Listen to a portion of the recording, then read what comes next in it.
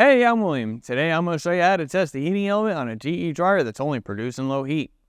The heating element generates the heat necessary to dry your clothes by converting electrical energy into heat.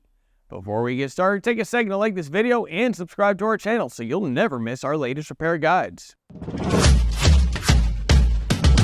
With over 2 million products in stock and the know-how to help you do it yourself, we are AppliancePartsPros.com. Now first, let's get our tools together. Today we'll need a multimeter, a Phillips screwdriver, and a hairdryer. And please remember that safety comes first. Always disconnect your dryer by unplugging it or switching the breaker off. Now let's get started. To test the heating element, we need to use our Phillips screwdriver to remove the 2 screws at the top of the front panel, just behind the door.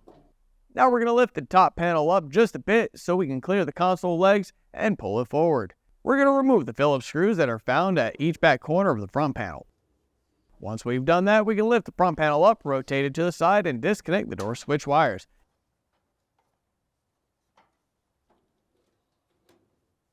Then we can set the front panel to the side. With that moved out of the way, we're going to reach under our drum, and we're going to disconnect the belt from the belt pulley.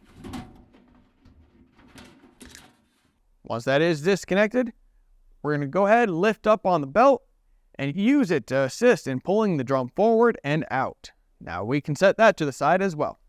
Now we can test the heating element, which needs to be tested for resistance. To isolate the element, we're going to unplug the blue wire and the purple wire so we don't get a false reading.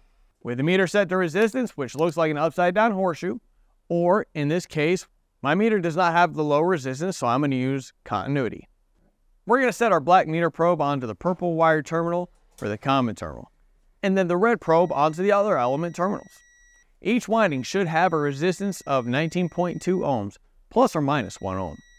If the resistance is outside the range, then the element needs to be replaced. To put the dryer back together, let's double check to make sure the wires are all attached. When that's all set, we're going to install the drum and belt.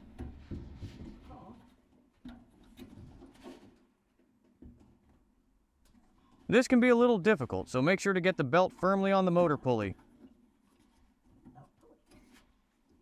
Then grab the front panel. We're going to connect the door switch wires and then set the front panel onto the dryer. We need to secure it with the screws we removed earlier.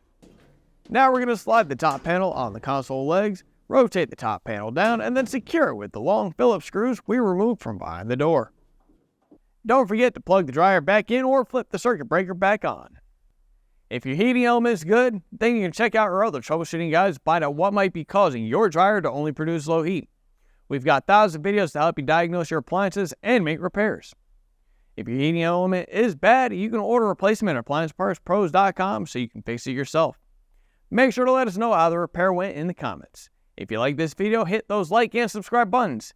Thanks for your support, and we'll see you next time.